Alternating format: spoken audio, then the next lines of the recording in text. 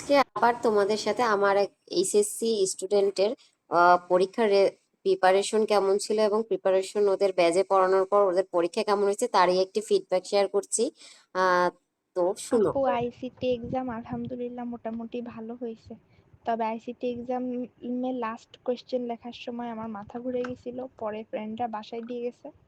বাসায় দেওয়ার পরে দেখতেছি তো এখানে এই ভয়েসটা শোনার পর আমার জাস্ট একটা জিনিসই খারাপ লাগছে যে পড়াশোনা আমার স্টুডেন্টরা খুবই ভালো করছে, বাট নিজের শরীরের খেয়াল নেই।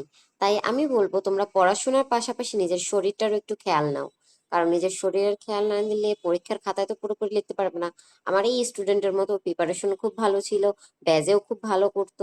ওকে আমি পরে আলাদা পড়াতাম, ব্যাজের সাথে যখন পড়াতাম ব্যাজেও আসেনি। ওর পরীক্ষার লাস্ট 1 মাস আগে আমার কাছে আসছে।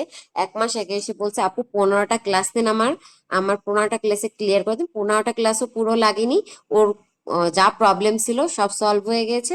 মেয়েটা খুব ভালো একটা স্টুডেন্ট, ও খুবই ভালো করেছে। দোয়া করি ওর যেন সামনের পরীক্ষাগুলো খুব ভালো হয়, আর ঈশ্বর ওকে খুবই ভালো রাখুক, সুস্থ রাখুক, পরের এক্সাম গুলো যেন ও জয়েন করতে পারে।